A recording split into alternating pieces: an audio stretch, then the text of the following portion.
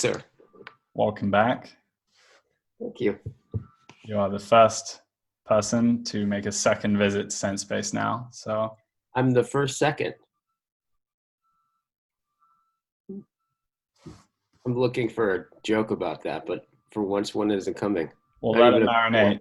We'll let it marinate. Yeah. um, It's good to be on. I like what you're doing. yeah. Well, how did you find the Zach Stein conversation? That was great. It was really great. Like, well, he's just such an interesting guy. Mm. Like he's just an interesting guy, and he's operating at a level of things. That's the stuff that he said about paradigms, right? And the difference between being of a paradigm and letting it be object allows you to then speak, as I would say, like speak the language of your cult in the language of another cult in a second as a practice, right? In some sense, which was a relief to hear with understanding his affinity with integral, because that's one of the I've always had a little bit of a hard time with I don't know if it's integral per se, but integral folks, more the culture around integral, right? Is I always had this sense in which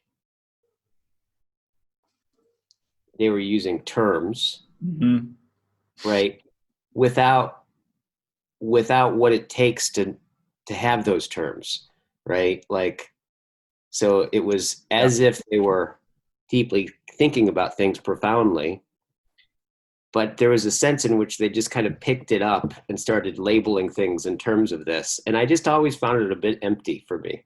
So like hearing him talk about it, I got much more of a sense of like, no, integral is a way of thinking, right? Isn't necessarily a product of the thought, but a way of thinking. A spirit. Like he was really, applying it in a certain sense. I really like that. Yeah, I had the same experience. The whole like the red and the green and all of the different terms that they have. And but I did end up reading Ken Wilber's book, Brief History of Everything, I think is like one of the first ones. And it's written as a dialogue.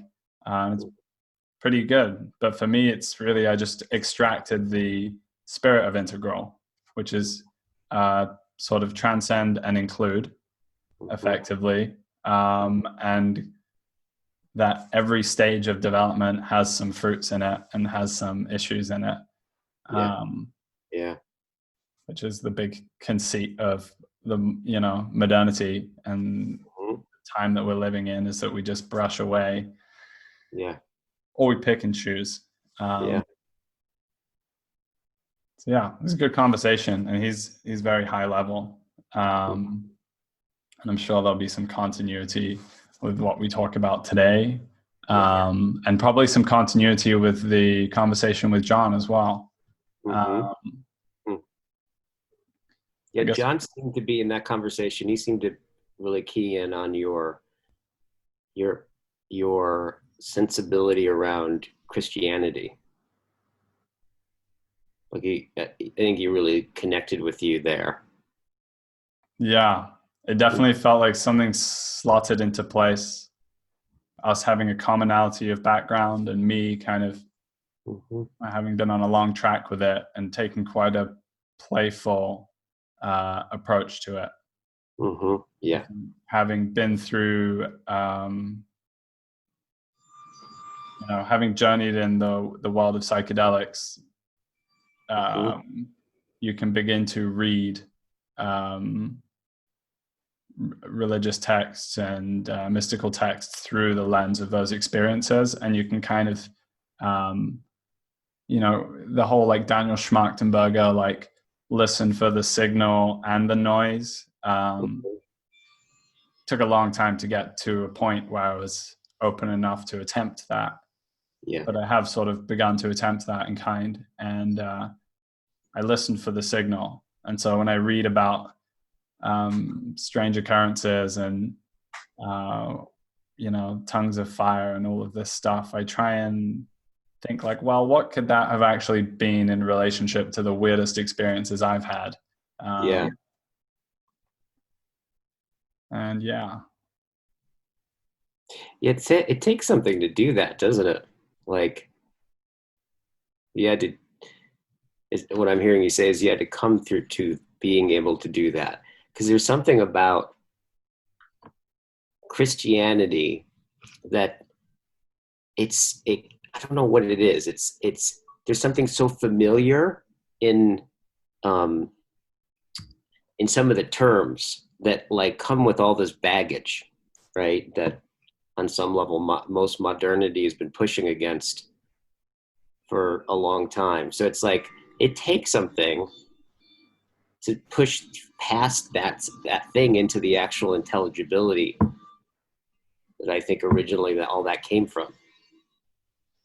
Yeah. That's Yeah. not easy. Yeah.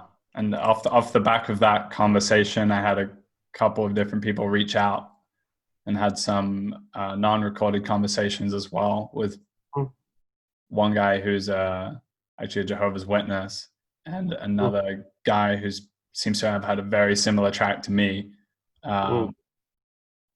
Yeah, very fruitful. A lot of interesting stuff about kind of discontinuities between what's being said and what's being embodied. That seemed to be a very emergent theme of it, was experiences of communities and so forth where there was a doctrinal set of values and then there was what was actually embodied.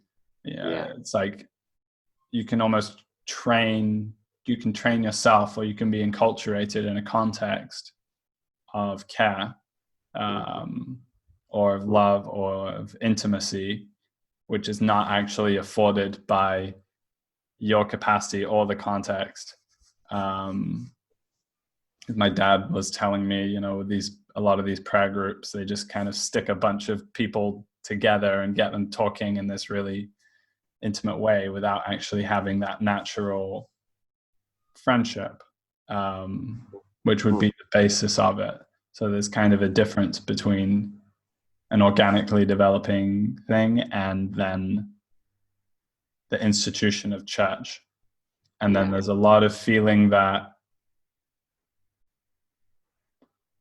there's a certain brokenness which is a part of the togetherness of it, and that the institution itself is somehow sustained by you not fully developing beyond it. Yeah, totally. I wonder if this has something to do with, I heard Johannes's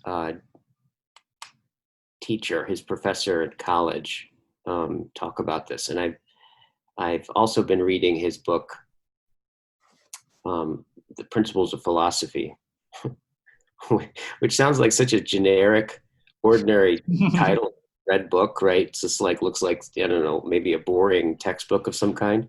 Yeah. But man, talk about the reading of which you end up reading that one of those experiences where you're reading, you don't, as you're reading, you're hearing about the frame of reference that is reading that you didn't know was the frame, right? It's like one of those hermeneutic experiences of like he just abstracted out the underlying intelligibility upon which my thinking was thinking that thought, which when you do that, something ecstatic kind of happens. The whole book is like that. It's amazing when you take that stuff really seriously, like language and intelligibility. But one of the things he was talking about in one of the videos with Johannes, I think it was on the end, it was the end of philosophy. I think it was that one where it was this, you could say before the pre-Socratics, right? language and thinking was more, our relationship to it was one in which was in the mythopoetic sense, like that language gave us shelter, right, inside of being, right? So the Homer and mythology and those kinds of things is where the language was one in which you found you found shelter in the world, and it held you, right, in these images. And then around with the pre-Socratics, all of a sudden, see if I can get this correct. Man started to think being as a whole, right? And everything that we stand on is predicated on that, right? The be is Heidegger would say, the being of beings. And once we could start to think and abstract out the sense in which what all beings partake, a certain different relationship to being started to come into existence, right, to the world. Because now we could have a relationship with being, right, through our cognition, through our thinking. And if you think about what we're in relationship with through thinking, the being is like the category of categories, right? It's the thing upon which every thing that you can name, right, its intelligibility is based on that. So all of a sudden, man now has access to understand something, the understanding of which can literally have the world show up based on an understanding. That's basically philosophy. And then it was about, right, then it was about where in some sense the standing, right, or the holding that found shelter. Now, in a certain sense, man started to do this thing where he could hold, kind of, you could say, hold himself in standing relationship with being, right? And rather than the being finding itself immersed in a kind of a mythical world, all of a sudden we took that sheltering or that gathering holding, and could hold ourselves, right, and have an inquiry into that relationship. And then what's interesting is like, and that's all the stuff around, right, the understanding of being thought as phusis, right, the thatness, the sense in which being could you could say disclose in a spontaneous disclosedness that wasn't given through apprehension of our senses, but we could start to see a logos behind it. And so that which you didn't see, you could actually start to grab hold of and realize was a deeper pattern embodied through all of the things that you saw. And then in Plato, as it moved on, it became more of I think idios, one of those Greek terms, but it was more about the sense of the whatness of being. What is being, right? That's when you start to get into talk of the good, right, and all that stuff with Plato. But then, and this is kind of tying it back to Christianity, what's really interesting when you think about this, then Christianity started to come online, and the revealed truth, right, the more of the mythical poetic sense of it, right, then being became the supreme being, and then thinking after that in theology was born, where philosophy now became not something that was grappling with what or how, right, or that there was being. Instead, being was seen as God, the supreme being, And then all thinking was to derive its truth to reveal it, right? So in some sense, like thinking no longer went to and grappled with the sense of being. And that's the whole thing about theology, right? And it's like the wedding of these two sensibilities.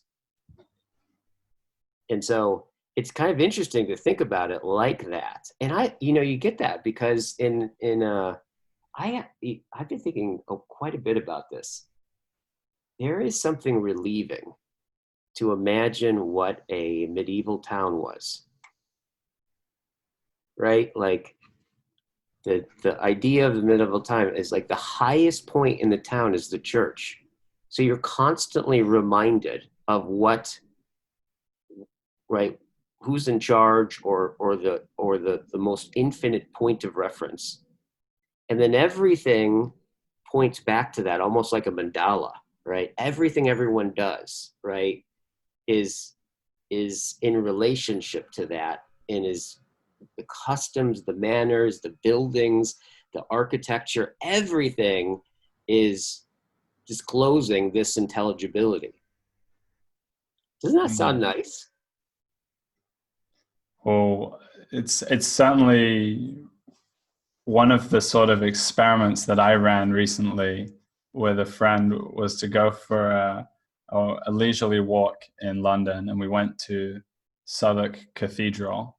And in the cathedral, we kind of stepped into this sort of side room, like a prayer room or whatever. My friend is Pakistani, but went to a Christian, like a English Catholic, like one of those old schools that had like a 14th century chapel on the grounds and stuff. So he had a relationship to it as well.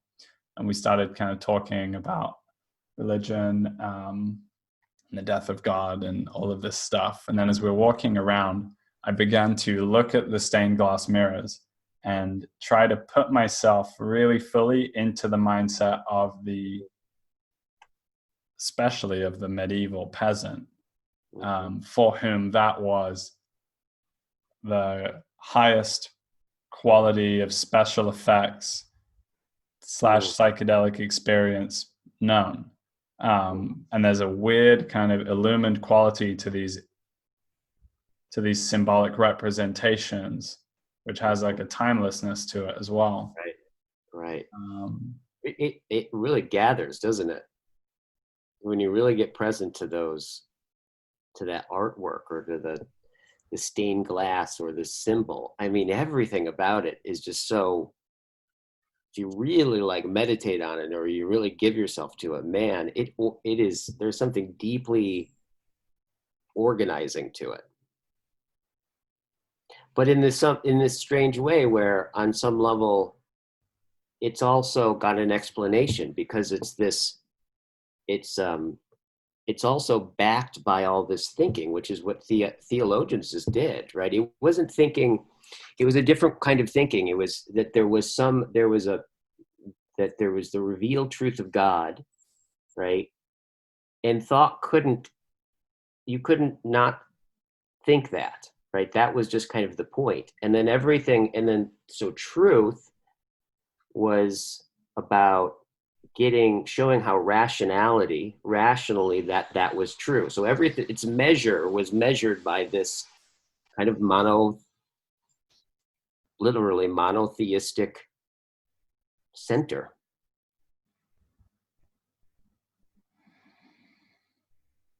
Yeah, I've been getting into a lot about the sort of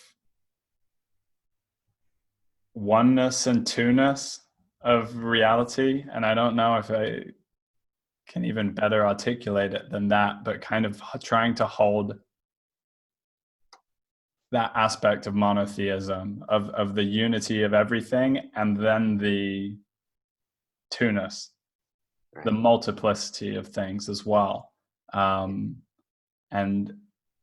this has really been fed by my kind of inquiries into nature, both of the natural world and the human, the human body as well. There's all of these different things when you're looking at a when you're looking at a tree and you're contemplating a tree, there's a way in which you can perceive it as like this one sort of solid thing. You have this and you have emerging out, and then you have the roots going down. But those roots split down so much into such minute sort of tendril-like interaction with the soil that at some point they're really not really distinguished. Yeah. And so too with the leaves coming from the branches down onto the ground. This is something that's revealed a lot more in an urban environment because there's nowhere really for the leaves to go. So you see like a violet covered tree, and then you see this surround on the ground. Mm-hmm. On some like non-dual level, this part and this part are not separate things. Mm-hmm. Yeah. Oh yeah.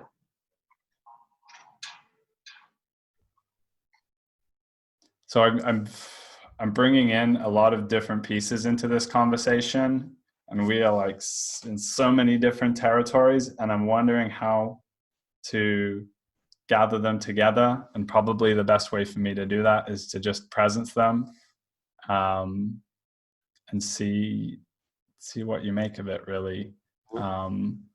Because we were talking a little bit before. I mentioned this with John actually, about the kind of set and setting, psychedelic nature of reality, during COVID, a number of people, Jordan Hall and Yuvi Ivanova and other people, were saying the veil is thinner now, which is very curious to me. What is the veil? I think the veil is something like consensus reality, and the revealing of that is what I talked about with John, with this kind of cyclist emerging into my field of vision. And for a moment, it's just like this amorphous thing, and then it actually manifests as what it is. And since then, I've had a number of similar experiences with dropping in on conversation as well. Like I was in Greece on the metro, and I had some ambient conversation, and my brain interpreted it as like some English women speaking, and it was just absolutely not the case. But I realized something about my disposition and associations interpreted what I couldn't quite make out. And so we have that occurring. We have this kind of revealing going on in the day-to-day as we're walking around.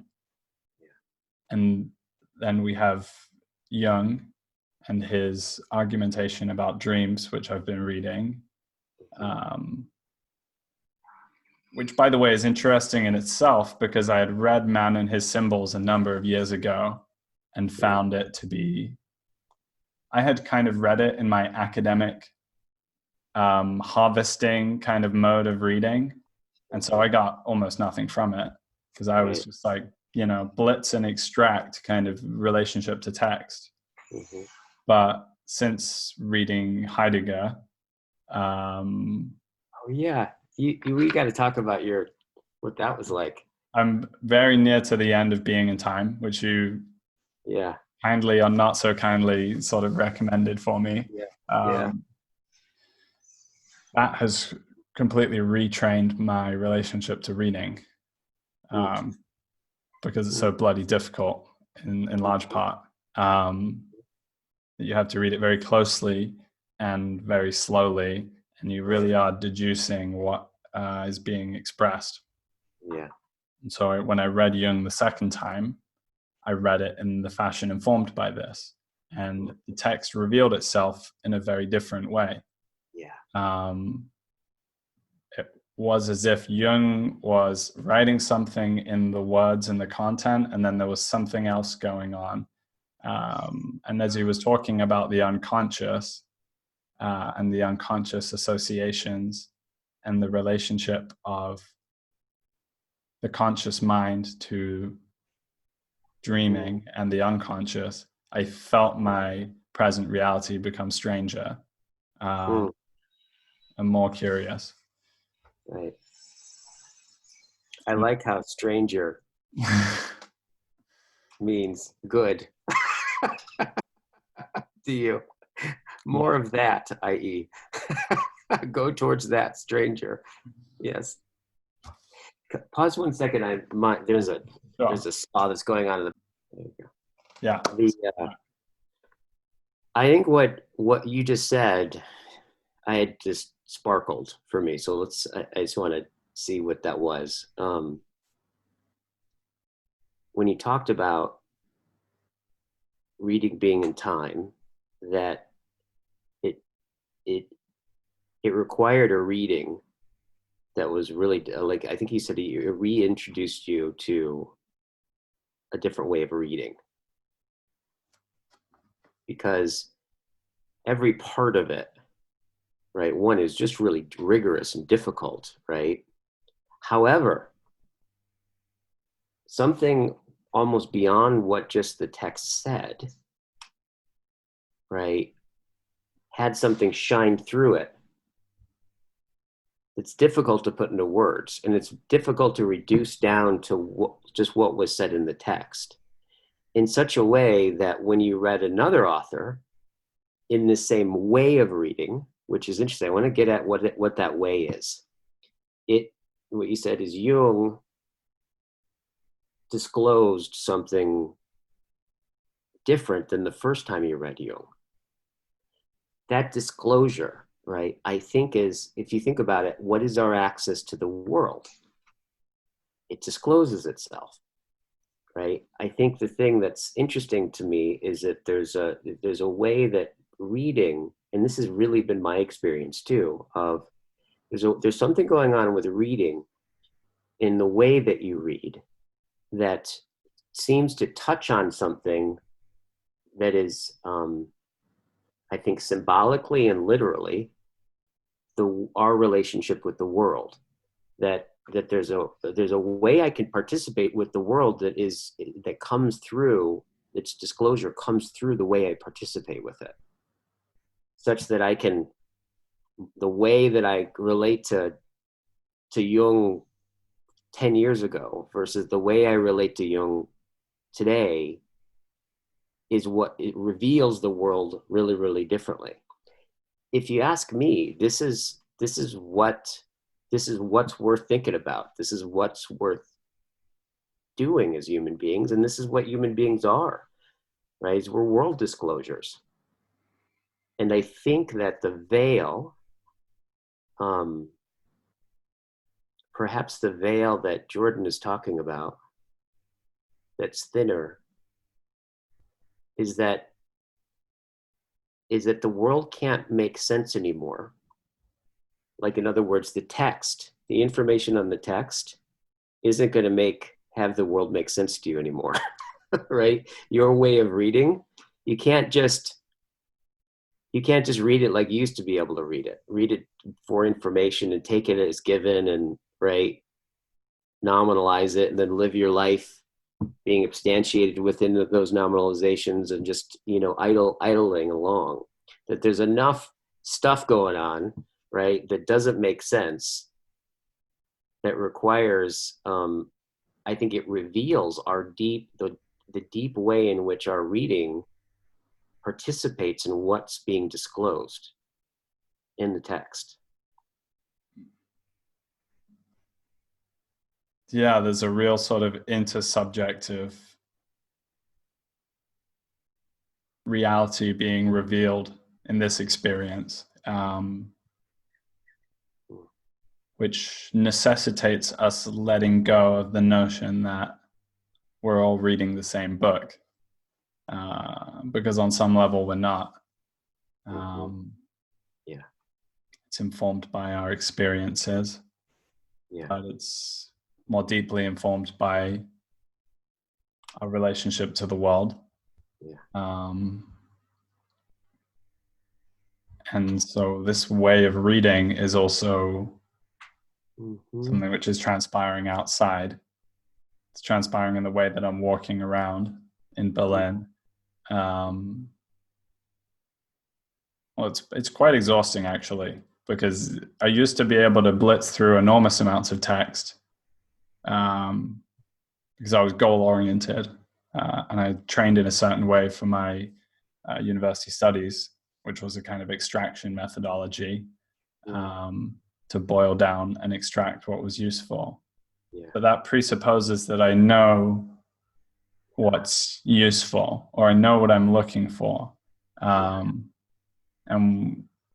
when you come up against these texts, these deep philosophers, very quickly you no longer know what it was you were looking for, and something else is shining through, but it's kind of necessitating you to like move with it, in a different way. Yeah. And then when you're going out into the world, you're experiencing the world in a different way as well. Yeah. Yeah. And what I heard you say with Heidegger is that you emphasize the difficulty of it. So there's some relationship with suffering. You have to suffer it, right? Yes, and that was not something that I was on board for before. Right. But for whatever reason, some crazy reason, Yeah. I was like, guys, really into Heidegger, I gotta check this out. And I started reading it. I was like, well, I trust you, and so I trust that there's a there.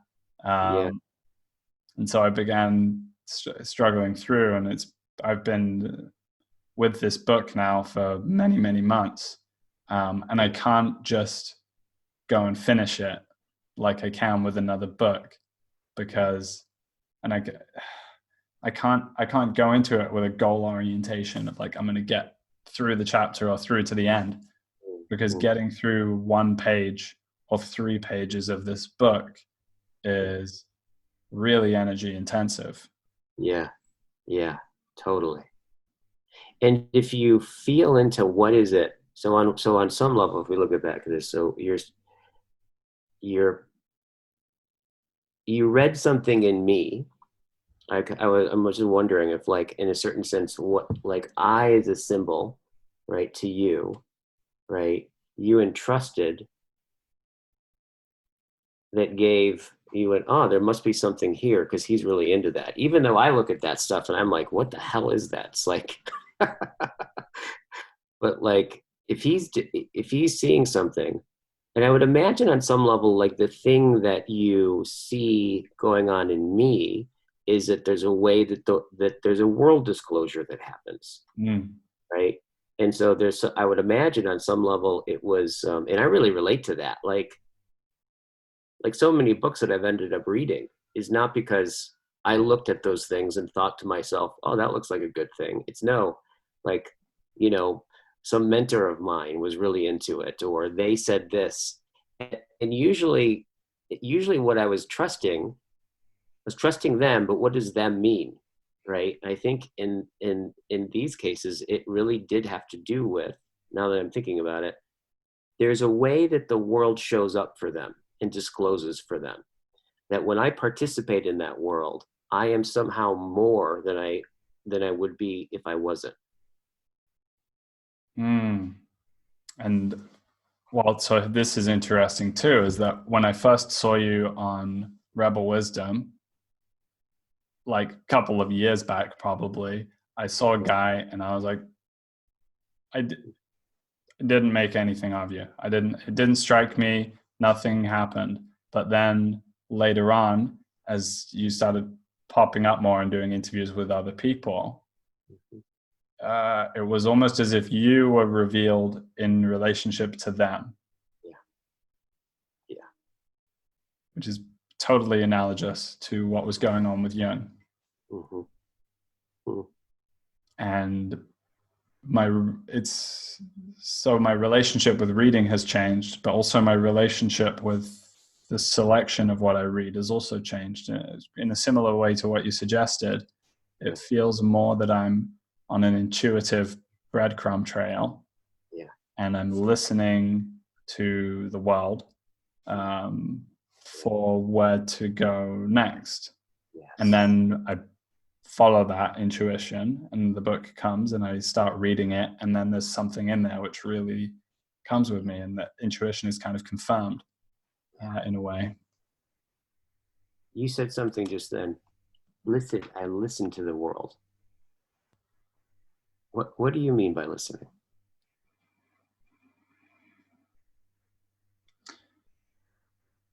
I think it's more of a sitting back and allowing for the arising of, rather than an active, like a verb, like an active doing or catching or seeking. Mm-hmm. It's more like allowing the thing to arrive to you. Yeah, totally. And how would you say, is it listening that has, I'll ask it like this, how do you know what is worthy of listening to? So like on some level, listening is basically allowing, like letting the world disclose itself to you, right? Is it listening that hears what to hear? Like I think this is what we're kind of getting at is like, oh, how do I? That's what you're touching on now, kind of, is something ontological, some sort of horizon, which brings into question free will, and touches on this sense that my decision making, and more specifically my listening, and what arises as salient to me, is informed by such a web of associations, is informed by a kind of story, or a collection of narrative arcs we could perhaps delineate in my life up to the point of those things happening, which drew that out. You know, when I first was drawn to start looking and understanding Islam, that of course made very little sense based on my life and background up to that point. Yeah. And yet there was something captivating, which was drawing me into it, and I was coming to understand something. Yeah. Something was so alive about when you talked about captivating. That whatever that is, whatever that sense is, I think I owe everything I call good in my life is a function of that, right? Everything I really value and has this quality of I'm going along and then something calls to me. Like, in fact, the more it doesn't make sense, the more, in fact, it calls beyond my sense making, if you will. In fact, it's precisely what gathers my attention, and it is a captivation, right? There's something. This is like a big mystery to me, on how do I know when something captures and glows to me, sparkles to me, and I start to engage with it. I start to be captivated. I start to find myself given over to it.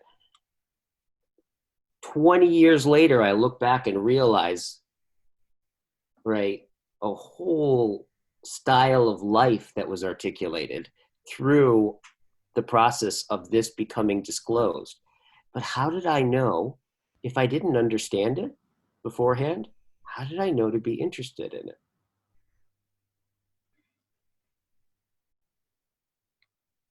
This is like one of the mysteries to me.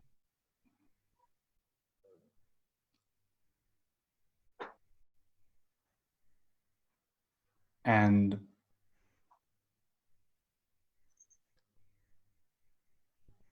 well, I've definitely been on a process of leaning into that,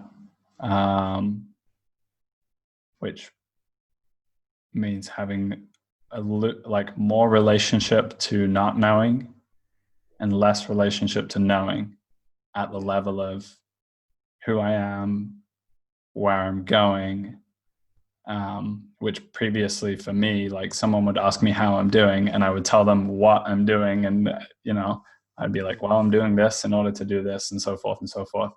And this was the kind of relationship to self and to world and to future. So you have to loosen up, first of all, in order for this to transpire. And there's a lot of ways to do it. One of them is you're curious and you seek out experiences which take you to the edge of your intelligibility. And those are very revealing. Another is that life comes and meets you in some devastating way. Tragedy knocks at your door. Your will, well, at least in my case, my will was exhausted in relationship to the world. It was as if the world provided me with the circumstance in which I could drive and drive and drive and drive with my willpower until it was completely undone by circumstance. And then you're left in an interesting position after that. When you're in the tragic state, you develop a more of a relationship to not knowing as well. Not in the least because you don't know when you're gonna be able to move out of that state, but also because the characteristic of that state is a contraction of all those future plans and everything that your identity rested upon. So it really brings everything in a way that reduces how much reality is disclosed to you and reduces what's interesting, and makes everything really bloody difficult. But so those are some of the pieces. But one that's quite particularly strange is how far do we take this listening to world? There's that we can take it into, well, maybe my relationship to thinkers or authors or books. Instead of like reading a list of what other people say you should read, you're listening for it, and then kind of like, oh, that seems like it might be an interesting piece of the puzzle, and then you go towards that. But then you can also begin to have this just in the world. I've had experiences where I'm looking at things written on people's t-shirts and, little signs. And this is something that I also hold very lightly. And it's something that comes out of the psychedelic experience almost certainly, is that you start to see things which have a certain sign-like quality to them, and you're just like, oh, that's interesting. You entertain it, but you don't. The key is that when strange things occur, you don't just sort of reactively shut that out in order to maintain the coherence of the view that you have. You just allow it to be there, and that begins to imbue your whole relationship to the world.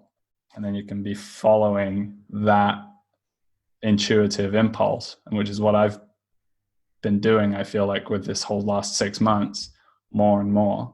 And now it's beginning to produce beautiful fruit. So it seems to confirm itself. One teacher of mine, someone that said to me when we were speaking, like a homeless guy came up to us and started sort of blabbing about some random stuff. You know, he clearly looked like he was washed out. But the teacher that I was with looked at him, fully listened to what he said, responded to him, and then came back to me and said, like, I wouldn't have been surprised if he told me exactly what I needed to hear. Mm-hmm. Yeah. And that seems to me to come from a place of, you're not just relating to individuals and objects, so to speak. You're relating to world, and world is in a kind of communication with you, not in a very clear way and not in a concrete way, more in the way that that comes about from developing a relationship to your dreams, and that kind of thing. Getting that dream interpretation in can begin to loosen up your relationship to conscious reality, and then begin to look for, well, one of the things that Jung talks about in Man and His Symbols is that day-to-day objects and little things can take on really uncanny importance and be imbued with deep, deep meaning. And as you spoke on your video about Heraclitus, was it Heraclitus? Yeah. This sense in which when you lean into the logos, or you're listening for the logos, reality itself can start to seem to emanate.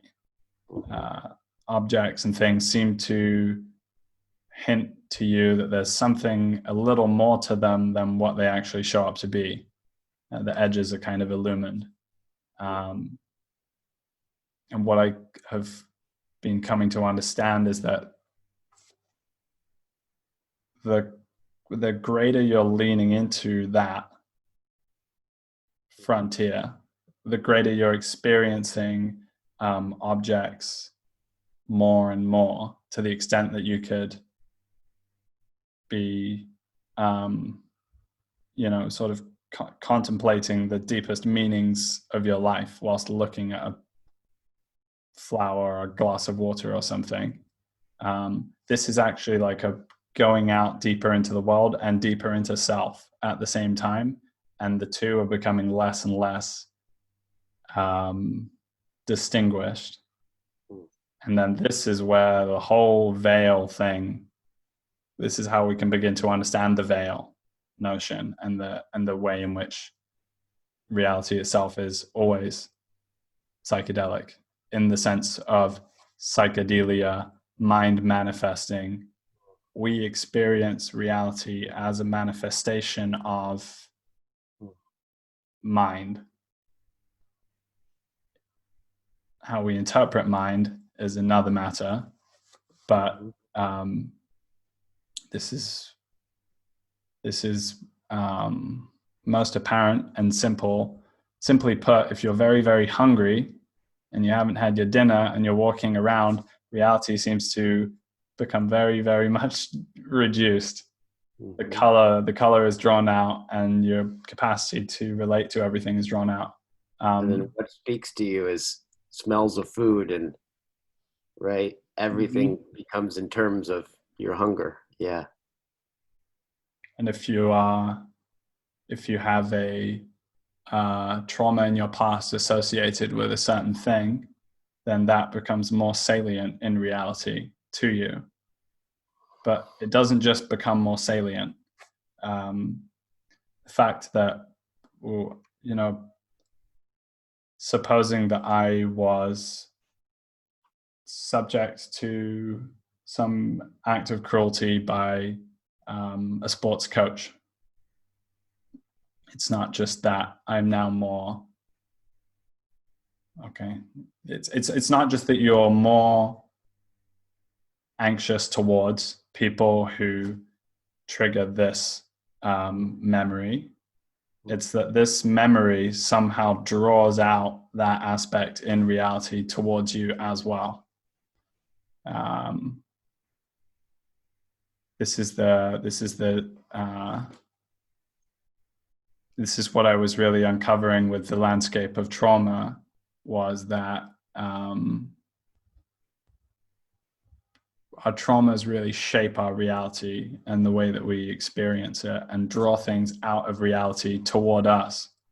Like the world comes to meet us in relationship to our trauma, insofar as we have not fully understood it and worked through it. Yeah, especially wouldn't you say with trauma, um, especially in the forehaving, right? Like, because I often thought about this. It's like if I looked at, both my parents were addicts and alcoholics and stuff, and so there was like a lot of that, a lot of yelling and violence and all that kind of stuff, right? And I've thought about that, if you just added up all the incidences of trauma, right, and you just condensed it into a period of time, I bet it actually isn't that much time. But the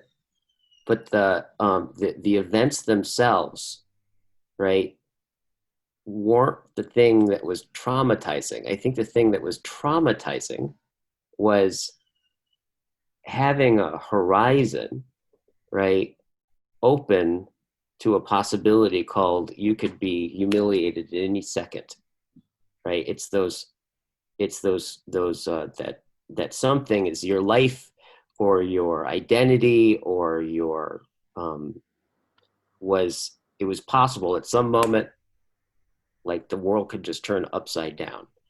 That anticipation of that possibility becomes the orientation. So you go from a sense of you really can't listen, right? You can only hear what you're listening for. And if you're in danger, right, the world will show up in terms of that. And that's what's so interesting about, and so, in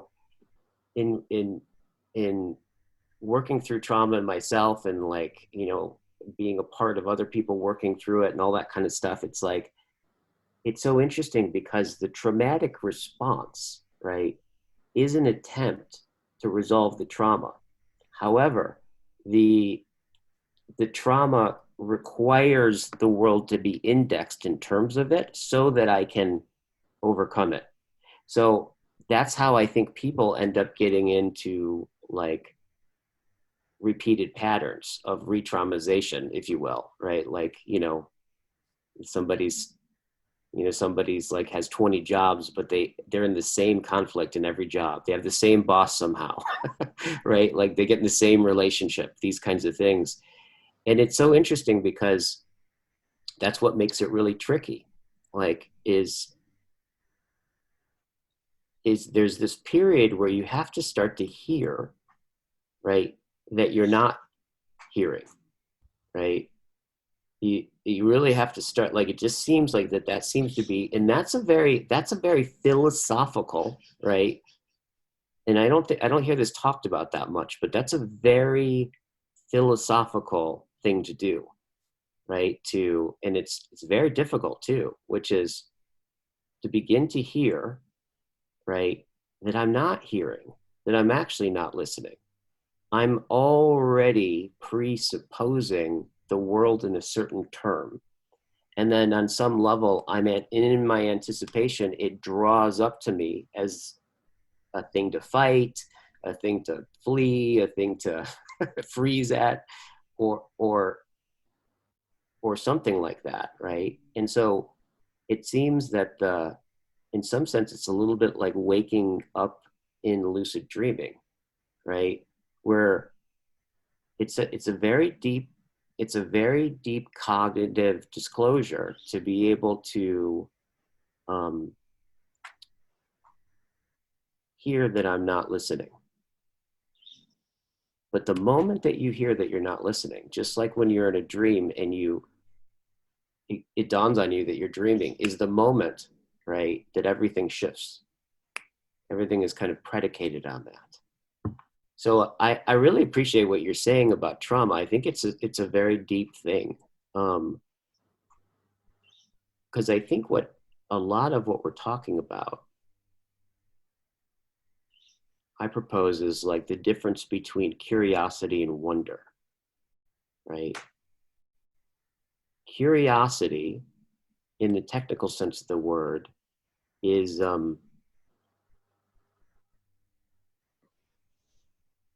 has to do with problem solving, right? It's like you go down this train in order to find it, like solve a problem, right? There's a way in which curiosity can be, as John talks about it, if you increase curiosity, it's not pleasant, right? If you increase wonder, it becomes more and more and more pleasant, right? Or something that's nourishing. And I think that essentially one of the things that is a sign of our deepest nihilism, right, really has to do with our absence of wonder, right? And our that we that on so in a big way, and I really kind of I think I really take this from Heidegger of it's becoming more and more difficult to be able to see a world such that the response to that world would be wonderment, right?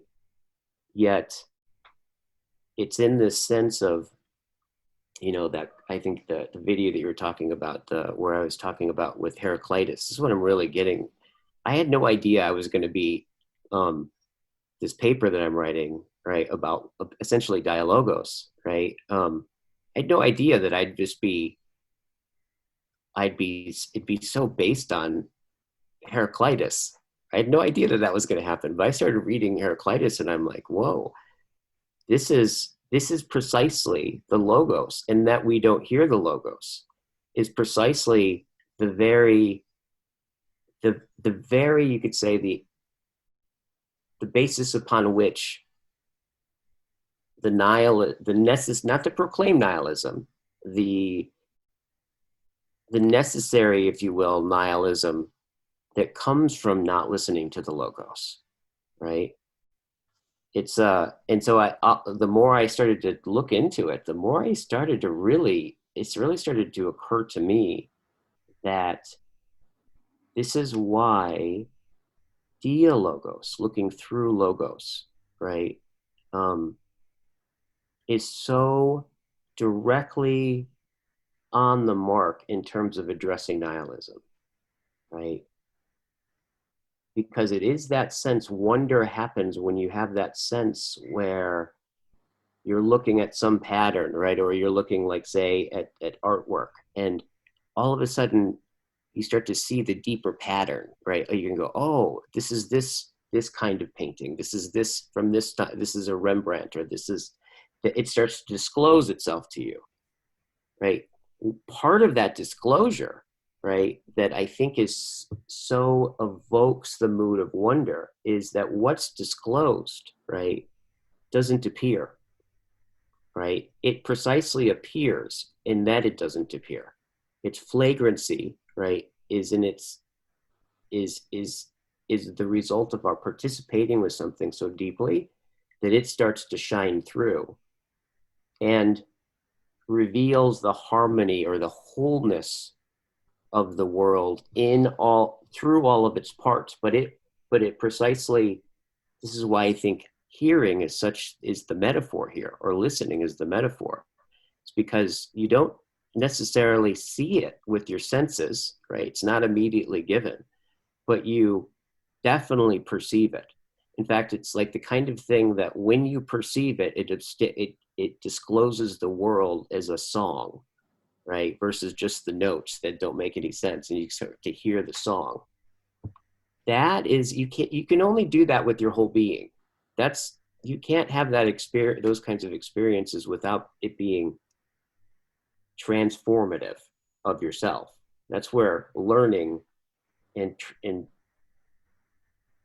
the transformation of the self are almost exactly the same thing. So on some level, I've been kind of realizing it's one of those, and of course, here's the fractal, right? I'm like, oh, this is why I've been interested in all this stuff. It's like, oh, the sense of the logos, of being able to gather yourself, right?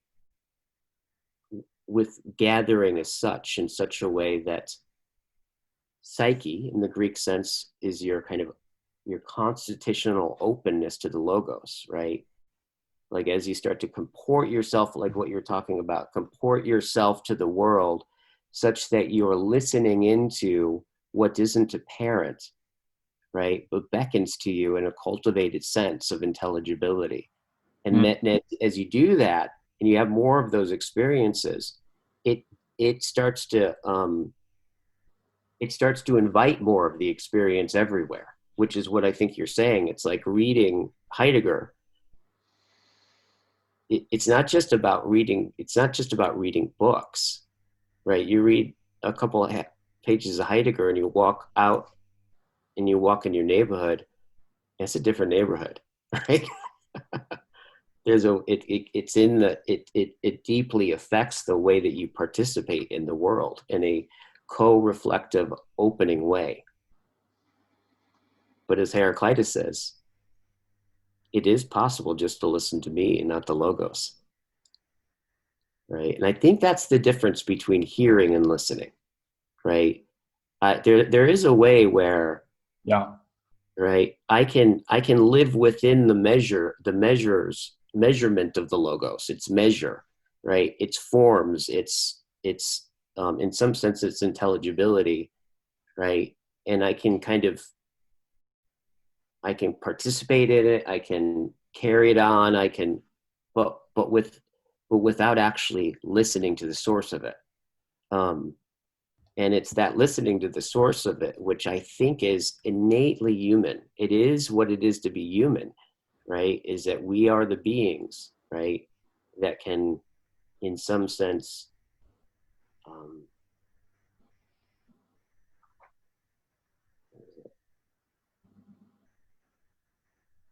hear the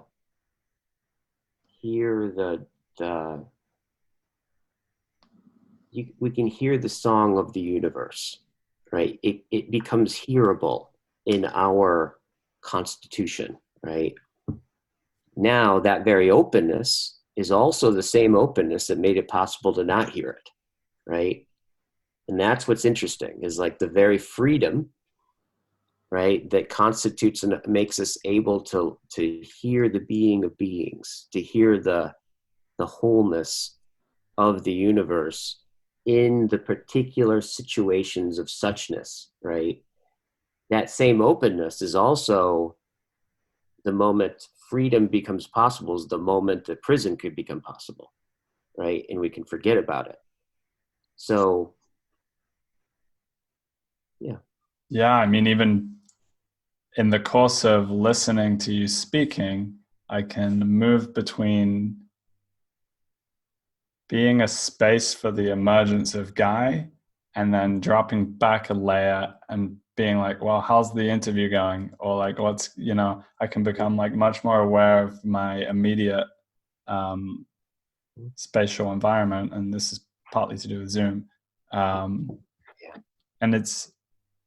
was something interesting which came up with my girlfriend, was that she would notice. She's part of the fruits of this. She's when you were there was a certain moment where you talked about like, yeah, and some of the fruits of this, and you smiled. I was like, I bet if I asked about that, I bet that's he's talking one of the fruits is this relationship that you're in now, right?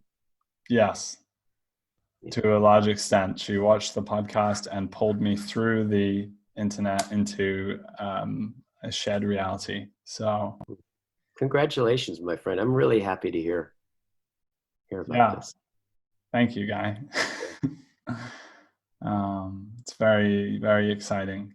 Yeah, I bet. Enlivening. A lot of things, a lot of dancing. Yeah.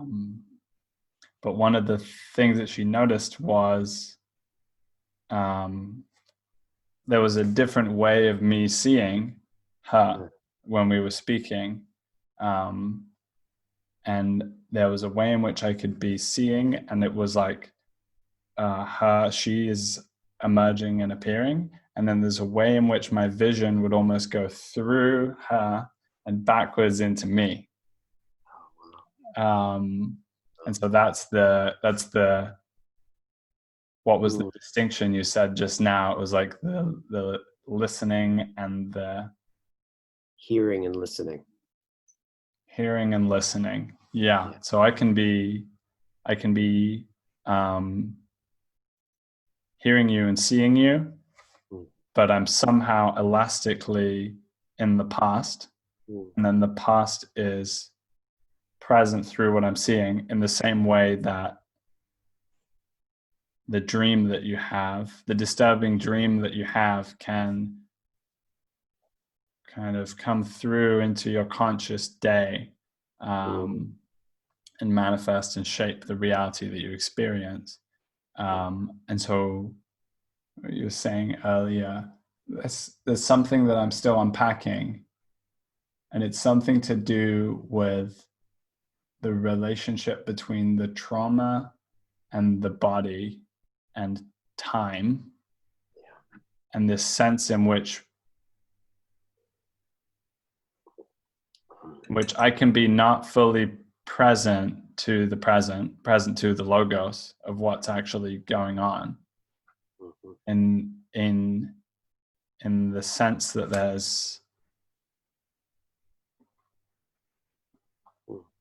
the way that you talked about these events. I mean, there's different kinds. You can have a sort of singular event which has an explosive quality to it. And I think that this actually has a force, pay toll, which affects the fabric of space-time as we experience it as embodied beings. So it's like you're going back along the kind of roots of your being into the past. And these events it's a little bit like if you ever have seen an explosion take place underwater or inside of a ballistics jar. It's like it's contained within the thing, but there's a real energy stored in those events. And then you can also have more kind of, like you were saying, like anticipatory or anxiety can be a trauma as well, in the sense that you're anticipating something happening so much that it sinks deeply into your being. But this is somehow key to understanding our temporality, that we can be not fully present, and that our bodies are like containers of all of the past. It's so interesting too. It's like, I mean, like one of the clearest examples of that for me was and it's resulted in my marriage, right? Really, was for the first 3-4 years, I would have this experience that was so obvious to me that my girlfriend at the time, my wife now, was attacking me. And of course, I'm not going to tolerate being attacked, right? No one should tolerate being attacked. So it's just obvious. I'm not going to tolerate it. And then I would hear her say things like, "No, it's like you turned it into that. Like if you would just, she's saying I'm not attacking you. I'm basically saying I'm in pain or something like that, right? Whatever it was." And there was a moment where there were like a number of moments where I got a sense, a whiff of that I could actually be in a hallucination, right? That in precisely the degree in which it occurred as absolutely real was almost the thing that made it was able to let me be suspicious of it. And also starting to see that, like, if what's at stake, right? Because I loved her more than I've loved anybody, right? And when there was that sense in which, what if it was like something like, what if I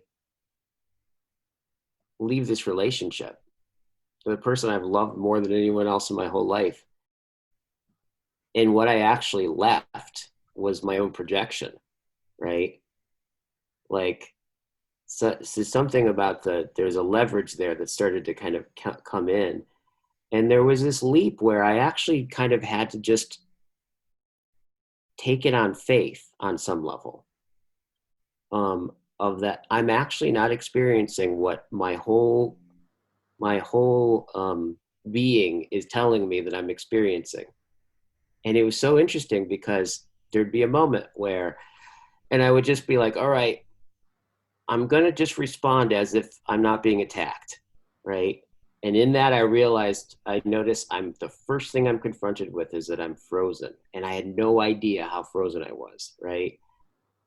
And then I start to move towards her in a loving way or in this way. And instantly, it completely went in another direction. It like went to more intimacy and in very quickly. Like, and I remember experiencing that. I'm like, oh, whoa, how the hell did that happen?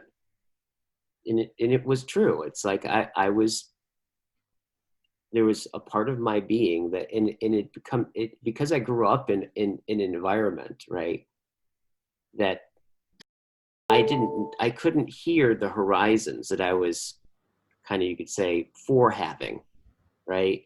That had her show up in those situations, show up to me in that way. It was just reality. And that little spark of doubt, that little sense of being open to hearing something different, right? And then responding to with that difference in such a way, like instantly, everything, it's like the whole thing shifted. And then, I would have these experiences where we'd get into another interaction and I'd remember that last experience, right? And I'm like, but I couldn't find it. I couldn't find the button that would have me respond as if I'm not being attacked, right? And I would think to myself, am I crazy right now? Or was I crazy then? Right. And then at some point I just started to, it was like a perceptual shift where I just started caring about assuming that what she was saying is that, one, she loved me, right? And two, something was hurting. And then so just respond to it, right? Unfreeze and respond. And then I would. And then the whole thing would open up. And it was so interesting because it was this whole period where it felt like I was coming out of a mirage of some kind, right? A hallucination of some kind. And then it was less about really knowing what to do. It was more like a place to sit, right? And then I just found myself sitting or relaxing back into myself. And it was just there. That perception, that openness was just there. And then it's like, now we're married. We haven't had a fight like that in like 3.5 years. It's really interesting. Love is powerful stuff. Yeah. Yeah. At the level of that moment, one of the real complexities that comes out of this is gaslighting. And I had experiences of this working through, is like, you are in that elastic back into the past thing. So you drop into a very heightened state of vigilance or sensitivity to the people around you. And then they are just being their normal, slightly dysfunctional selves or whatever. And then you face a choice as to whether you presence and articulate it or not.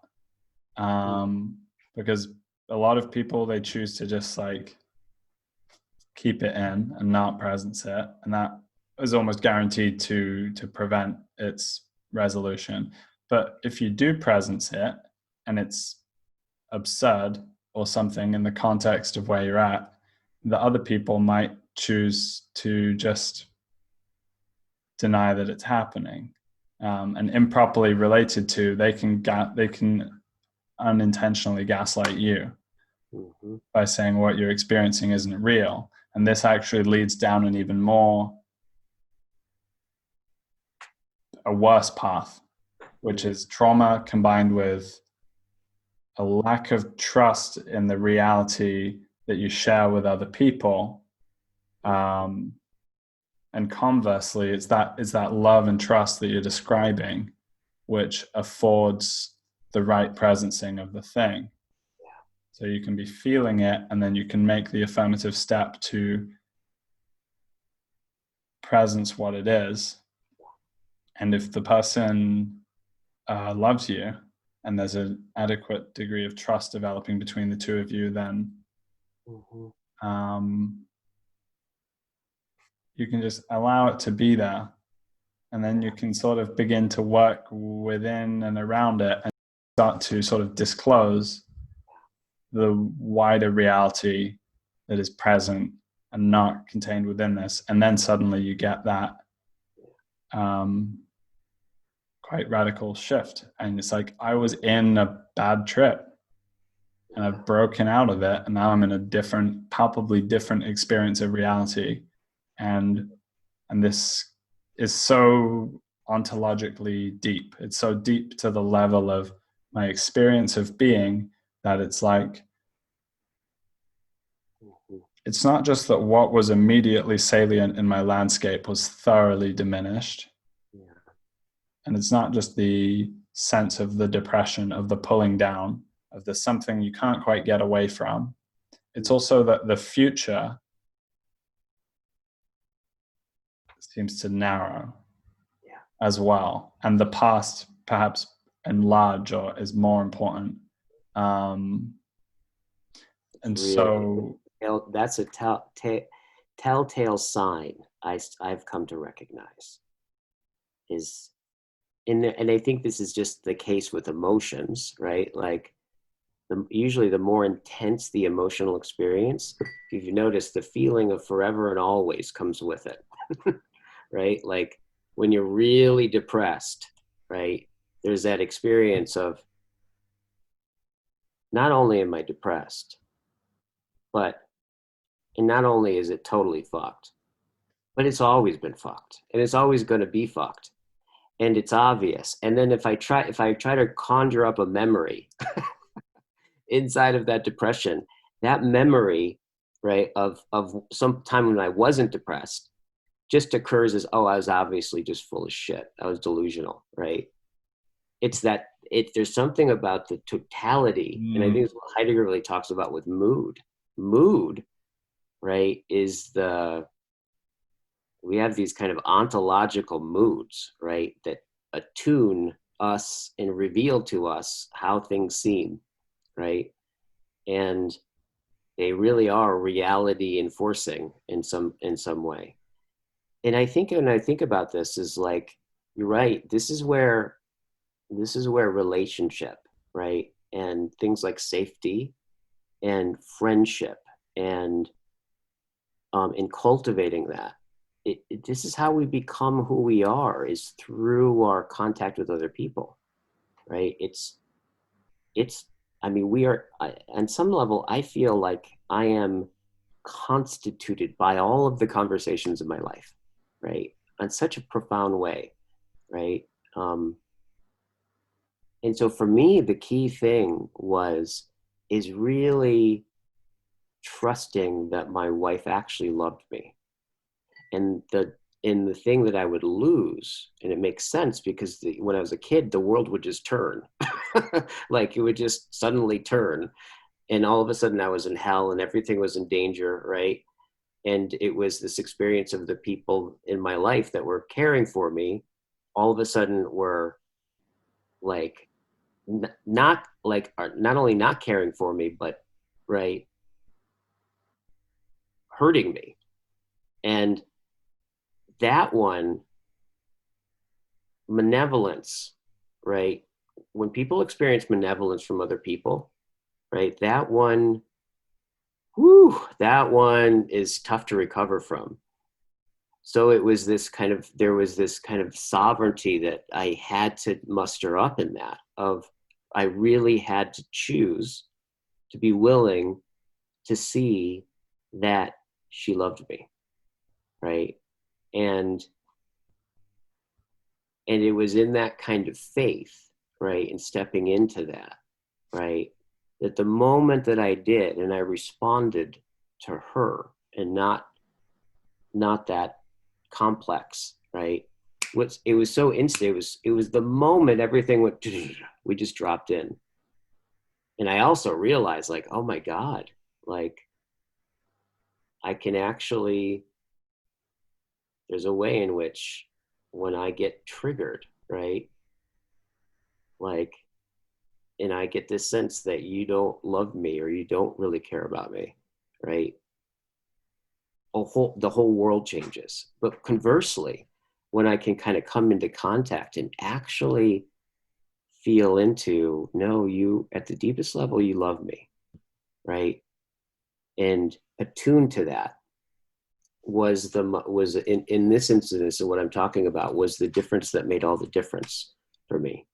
And this is why one of the things that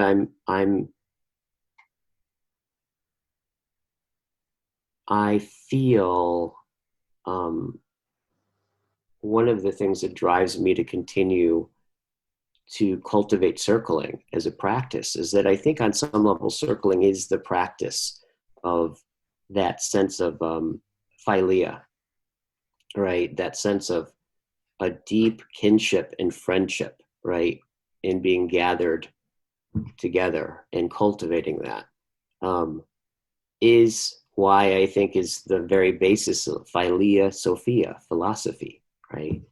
That they really kind of go hand in hand, is this cultivating friendship and kinship and community and developing ways to let people know that you actually do care about them, right? And you're cared for, and having your heart be open to people and having that sense of safety and bring in making it like, I think the thing I think is really important is I and what circling I believe does is it does do this. It takes that out of the back office in the psychotherapist room and starts to bring it actually with the possibility of a social practice that we can actually be attuned to, right? Because I think it's that safety and that kinship that affords us to be able to open up to the veil, what's beyond the veil, right? Those horizons of intelligibility is through friendship. Mm.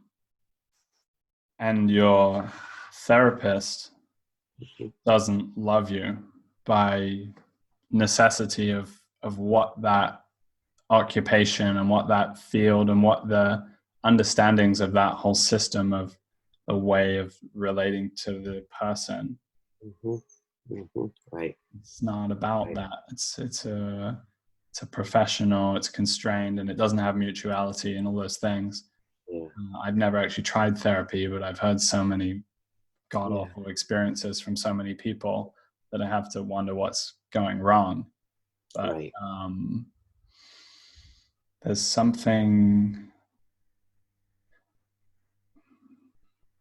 So there's something in the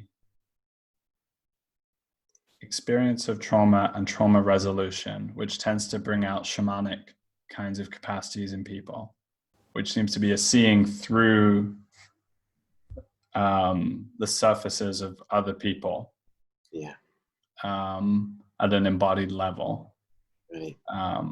Which is connected with the love in some way. And with the other piece that I want to presence is that when you've established that trusting, loving relationship with your wife or with somebody in your circle, some intimate relationship, and you drop back in your body to the time period in which the trauma occurred and re-presence it in the present. My sense is that the love as a kind of multidimensional ontological force is somehow going backwards in time to that moment. Yeah. Like it's Yeah. like the release of the energy, the energetic payload of the traumatic experiences is concurrently the sending backwards of the love to the event. Mm-hmm.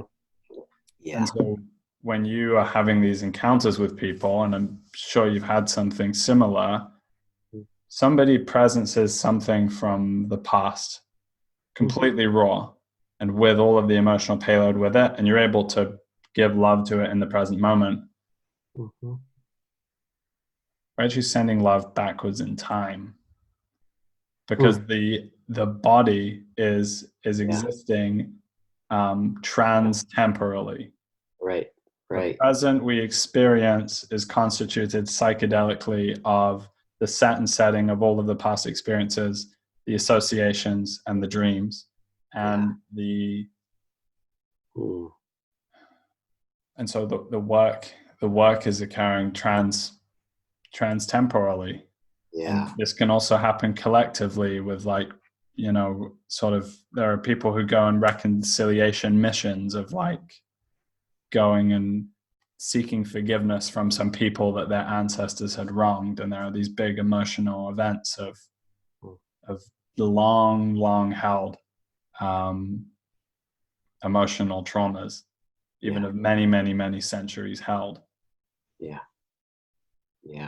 totally. And I'm really liking this, how you're bringing this sense of temporality into it, because it does really have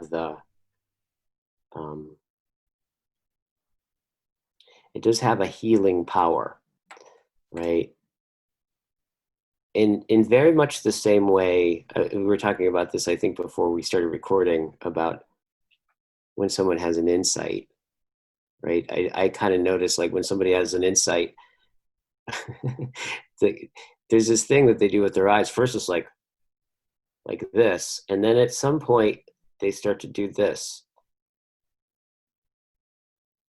with I've asked, every time I've asked, what are you doing there?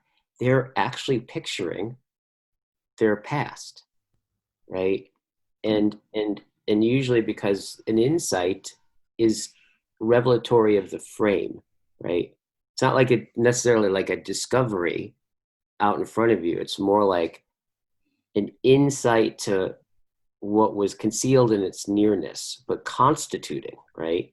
And so when you have one of those frame, psycho-emotional frame seeing, then just like in Bruce Willis's movie The Sixth Sense, right, where he's dead the whole time and no one knows it, then he recognizes right at the end, and he goes all the way back to the first scene of the movie, and scene by scene, you see the whole time that you've been watching that he was dead, and it was obvious, just unconcealed. And like, and that's a great example of how identity shifting that can be. And I really kind of feel that there's